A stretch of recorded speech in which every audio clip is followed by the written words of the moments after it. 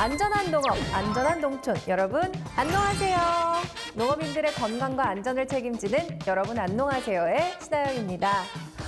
근데 영롱 씨가 왜 안 보이죠? 영롱 씨!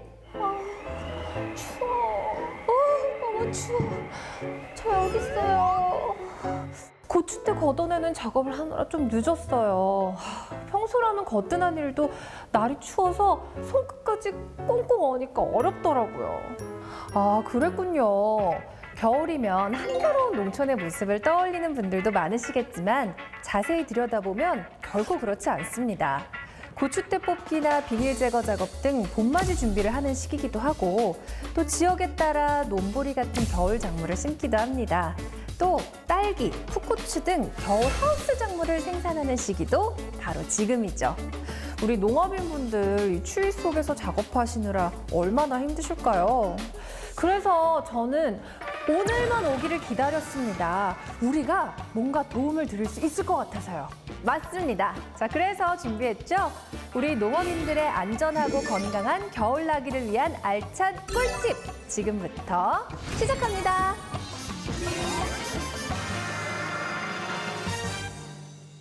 우리 영롱 씨도 손끝까지 꽁꽁 얼어서 작업을 하기가 힘들었다는 이야기를 했는데요. 일반적으로 기온이 10도 이하로 떨어지면 치밀한 손발 작업이 어려워진다고 합니다. 또 영하의 날씨에서 오랫동안 작업을 할 경우 류머티즘이나 신경염 등에 걸릴 위험도 높아지죠. 자, 그렇다면 추운 겨울 안전하게 야외 농작업을 하려면 어떻게 해야 할까요? 가장 중요한 건 추운 날씨에 적합한 복장을 갖추는 것입니다. 먼저 두꺼운 옷 하나만 걸치기보다는 얇은 옷을 여러 벌 겹쳐 입는 것이 보온에 효과적입니다. 제일 안쪽은 통풍과 땀 흡수가 용이한 내복을, 중간은 땀을 흡수하는 동시에 단열 효과도 좋은 옷을, 마지막으로 가장 겉옷은 바람을 막아주되 약간의 환기도 가능한 기능성 외투를 입는 게 좋습니다. 두 번째로 머리가 노출되면 체열의 40%가 발산되므로 반드시 모자를 착용해 주십시오. 세 번째로 양말이나 신발이 발목과 발을 너무 조이지 않도록 해야 합니다. 너무 조일 경우 혈액순환이 어려워져 동상의 원인이 되기도 한다는 점 기억해 주세요. 마지막으로 작업복이 젖을 경우를 대비해 여분의 옷을 준비하는 게 좋고요. 빙판이 생긴 곳은 소금이나 흙으로 덮고 마찰력이 높은 작업화를 신어 넘어짐 사고를 예방해야겠습니다. 영롱 씨, 이외에도 몇 가지 더 알려줄 게 있다고요? 네! 농작업을 할 때 공복 상태는 금물입니다. 단백질과 지방질을 충분히 섭취해 주시고요. 더운 물이나 따뜻한 음식을 작업 중간중간 먹어가면서 몸을 녹여주세요.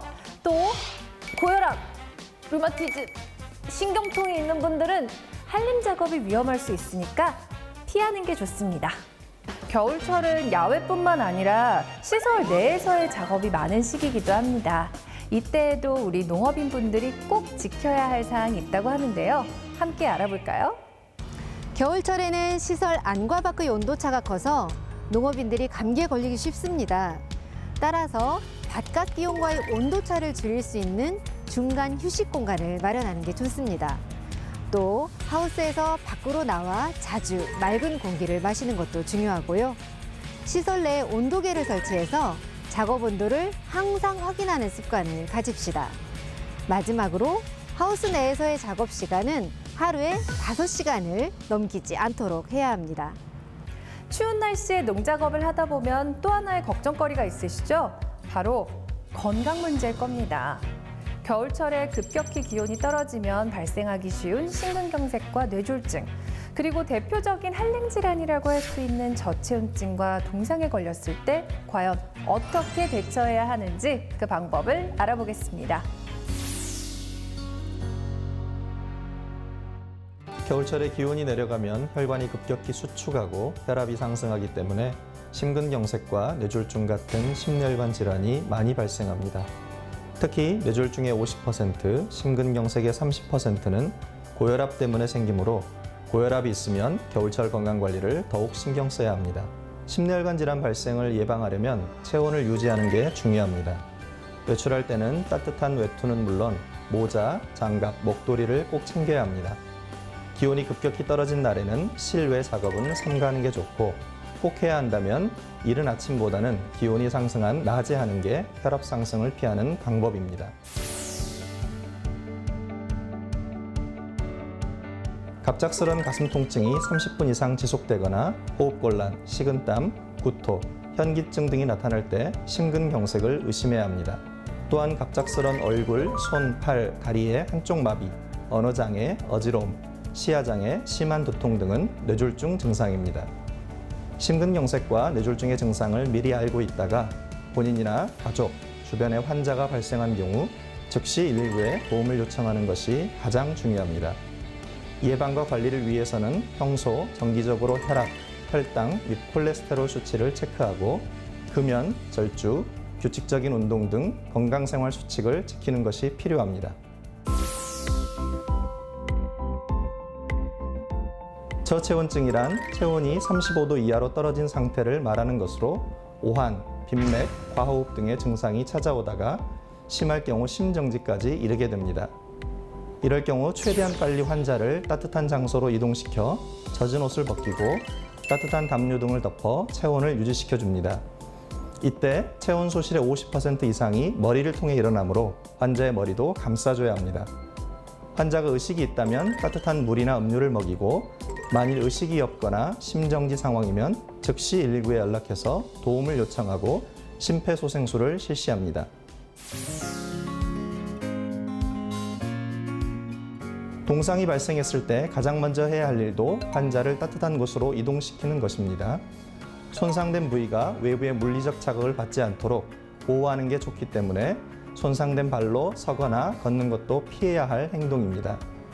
마찰을 통해 열을 내면 오히려 동상 부위가 더욱 심하게 손상될 수 있습니다. 장갑, 신발, 옷 등을 벗겨서 동상 부위를 38에서 42도 정도의 따뜻한 물에 담그도록 합니다.